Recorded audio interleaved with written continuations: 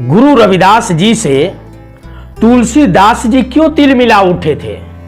असली संत कौन, तुलसीदास रामराज या संत शिरोमणि गुरु रविदास बेगमपुरा? देखनी है कि दोनों में असली संत आखिर कौन, क्योंकि चातुर्वर्ण पर आधारित विचार तुलसीदास जी का है और वहीं पर समता, स्वतंत्रता, न्याय, बंधुत्व पर आधारित, करुणा, मैत्री, प्रेम, प्यार, मोहब्बत पर आधारित संत शिरोमणि रविदास महाराज जी का है। और ये बातें केवल कानों से सुन करके नहीं, ये बिल्कुल प्रैक्टिकल में देखनी है। ये देखने के लिए मिलेगी आपको, वीडियो में अंत तक बने रहे। आइए अब देखते हैं कि असली संत कौन, रामराज या संत शिरोमणि रविदास महाराज जी का बेगमपुरा। उससे पहले कि गहरी रूप से ध्यान लगा करके देखनी है कि दो विचारों के अंदर, दो विचारों में हमेशा हमेशा से टकराव होते रहा है।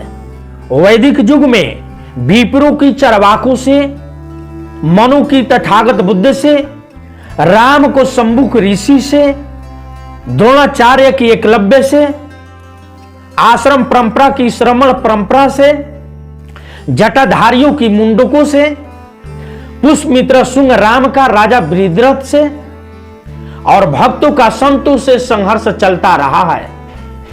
इसी परंपरा में भक्त तुलसीदास का संत कबीर, संत शिरोमणि रविदास साहेब से टकराव होते रहा। इस संघर्ष में सत्ता का सहयोग सदैव ब्राह्मणी शक्तियों को मिलता रहा, इसलिए दूसरी परंपरा सदैव पराजित होते रही। फिर भी इन शक्तियों में विरोध चलता रहा। ऐसे में गुरु रविदास इस अन्याय के विरोधी परंपरा के योद्धा थे। आइए अब रामराज भक्त तुलसीदास के राजकाज को सबसे पहले जांच करते हैं। भक्त तुलसीदास जी को मानना था कि चातुर्वर्ण पर समाज बने रहे। भक्त तुलसीदास जी लिखते हैं अरण्य कांड रामचरित मानस में, पूज्य विप्रशील गुणहीना, शूद्र ना गुण गण ज्ञान परवीना। अर्थात शील और गुण की हीन ब्राह्मण को पूजा अवश्य करे और शूद्र कितना भी ज्ञान और गुण में पारंगत हो उसको पूजा कभी भी ना करें। भक्त तुलसीदास जी चातुर्वर्ण पर आधारित समाज को बने रहे देखना चाहते थे, इसलिए रामचरितमानस के अंदर में अरण्य कांड में ऐसा लिखे, चातुर्वर्ण अर्थात खड़ी व्यवस्था से, यानी ये ब्राह्मण, क्षत्रिय, वैश्य और नीचे शूद्र। इसमें ये तुलसीदास जी को कहना है कि ये सबसे ऊपर ब्राह्मण जो है, चाहे चोर हो, चंडाल हो, गुणहीन हो, पापी हो, चाहे जैसे भी हो, यह पूजने योग्य है, इसको हमेशा पूजिए।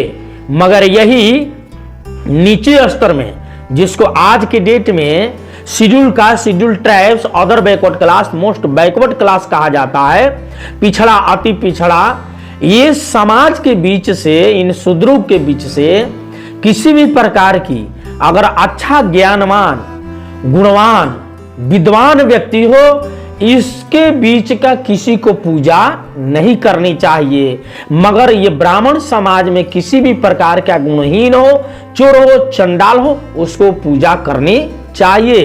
ये चातुर्वर्ण का पोषक भक्त तुलसीदास रामराज का थे। अब आगे तब इसके जवाब में संत शिरोमणि रविदास जी कहते हैं, जिसको समता, स्वतंत्रता, न्याय, बंधुत्व के आधारित पर कहते हैं क्या, रविदास बाभन मत पूजिए जो होए गुणहीन। रविदास बाभन मत पूजिए जो होए गुणहीन, पूजही चरण चंडाल के, पूजही चरण चंडाल के, जो होए गुण परमीन। अर्थात इसके बीच का खड़ी व्यवस्था जो चातुर्वर्ण है, इसमें से ब्राह्मण अगर जो चोर है, चंडाल है, तो इसको पूजा नहीं करनी चाहिए। ये पूजना किसको चाहिए? गुरु रविदास जी बिल्कुल क्लियर बता रहे हैं और प्रैक्टिकल में ये देखने योग्य है। कहते हैं क्या कि पूजहि चरण चंडाल के जो होए गुण प्रवीण, अर्थात जो ज्ञान की पूर्ण हो, गुण की पूर्ण हो, जिसके अंदर में विद्वता हो, चाहे किसी भी समाज का हो, चाहे किसी भी जाति का हो, किसी भी धर्म का हो, वो पूजने योग्य है। तो संत शिरोमणि रविदास महाराज जी का जो बानी है, बेगमपुरा की जो राज है, समता, स्वतंत्रता, न्याय, बंधुत्व पर आधारित विचार है। प्रेम, प्यार, मोहब्बत, करुणा, मैत्री पर विचार है। संत शिरोमणि रविदास जी बेगमपुरा का जो राज है वो ऐसे बड़ी व्यवस्था के लिए मान्यता दे रहा है, यानी सभी लोगों का सम्मान विचार होनी चाहिए, सम्मान व्यवस्था होनी चाहिए, सम्मान इज्जत होनी चाहिए।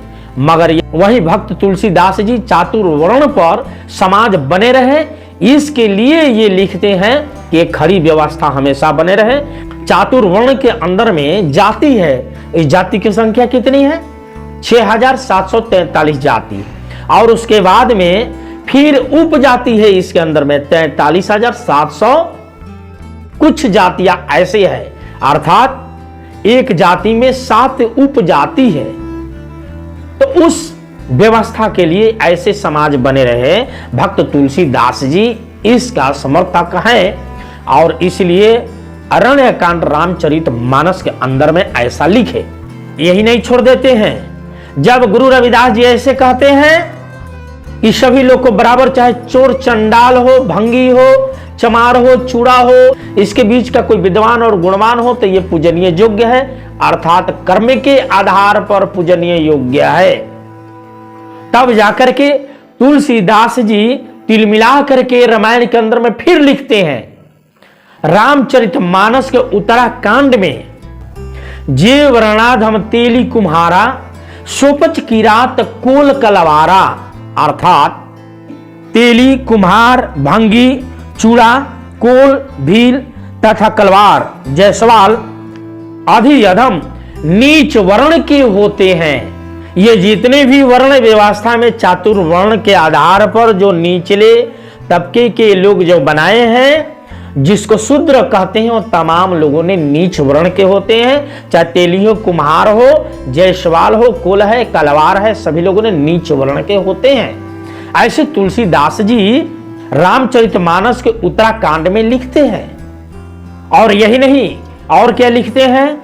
ढोल गंवार शूद्र पशु नारी, ये सब है ताड़न के अधिकारी, अर्थात ढोल, गंवार, शूद्र, पशु और नारी ये सब पीटने योग्य है। अब यहां पर कुछ प्रवचनकारी लोगों ने कहते हैं कि ताड़ना का अर्थ होता है सुधारना।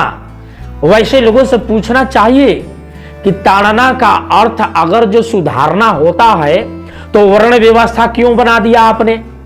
यही तुलसीदास जी पहले लिखे हैं ना। भक्त तुलसीदास जी को मानना था कि चातुर्वर्ण पर समाज हमेशा बने रहे, तो चातुर्वर्ण पर समाज हमेशा बने रहे तो इन्होंने वर्ण व्यवस्था में सबसे पहले ब्राह्मण, क्षत्रिय, वैश्य और शूद्र अगर सुधारना ही था, पूज्य विप्र ज्ञान गुणहीना ऐसे क्यों लिख देते? अगर सुधारना ही होता ताड़ना का अर्थ है तो शूद्र वर्ण व्यवस्था बनाने की जरूरत नहीं होती।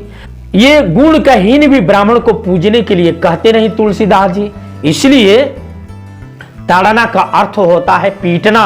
ये कुछ प्रवचनकारी लोगों ने ये गलत लोगों को समझाते हैं और कहते हैं कि ताड़ना का मतलब होता है, ताड़ना का अर्थ होता है कि सुधारना, ढोल गंवार पशु नारी ये सबको सुधारे तो अच्छा होगा, ऐसे उल्टा लोगों को समझाते हैं।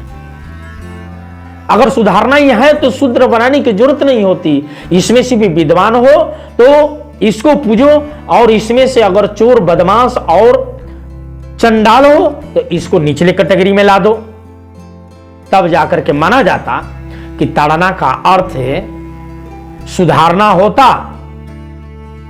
अब इसके जवाब में बेगमपुरा के राज में लिखते हैं गुरु रविदास जी, जात जात में जात है, जो केरन के पात, रैदास न मानुष जुड़ सके, जो लो जात न जात। चातुर्वर्ण पर समाज बने रहे, इसमें इतनी जातियां हैं कि एक आदमी से एक आदमी की हमेशा द्वेष फैलाए हो, जहर के बीज बोए हो, वैसे स्थिति परिस्थिति में आदमी की प्रेम प्यार मोहब्बत खो जाती है, खत्म हो जाती है। इसलिए ये खड़ी व्यवस्था है, इसमें कहीं से भी कोई आदमी आदमी के जुड़ने की सवाल नहीं खड़ा होता है। इसलिए हे तुलसीदास गलत हो, क्योंकि जैले की स्तंभ जो होता है तो उसका परत बाई परत एक एक छिलके हटाते जाइए तो उभरते उभरते वो बिल्कुल लास्ट अंत हो जाएगा, मगर परत खत्म नहीं होगी।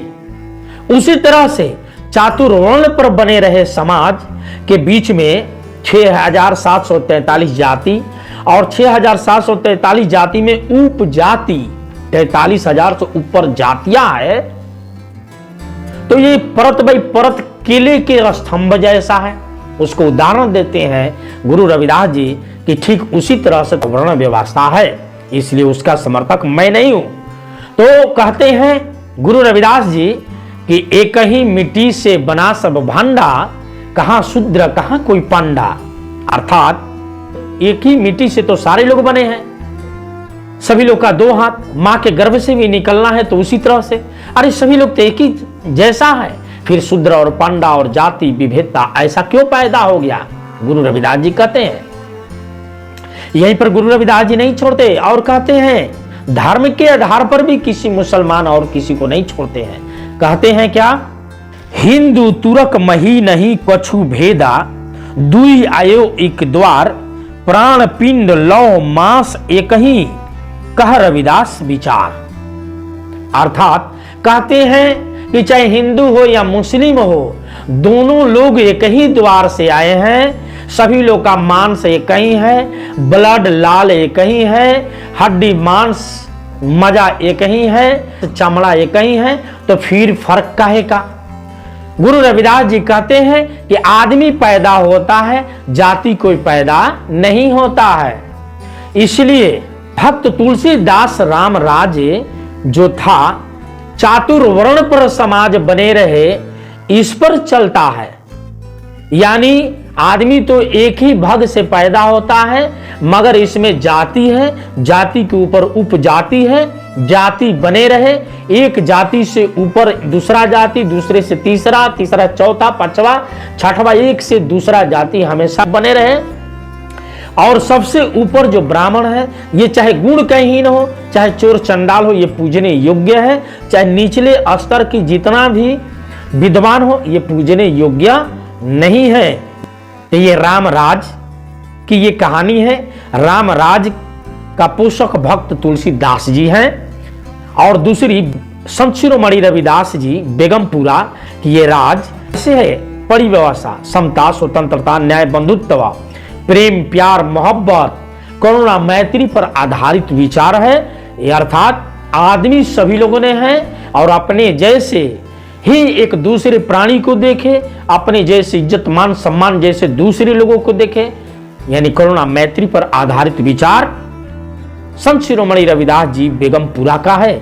अब दोनों लोगों में कौन अच्छा है, आप कमेंट में जरूर लिखें और वीडियो को लाइक कर दीजिए और शेयर कीजिए ताकि सही सही बातें हर जन जन तक पहुंच सके। धन्यवाद। नवोदय। जय रविदास।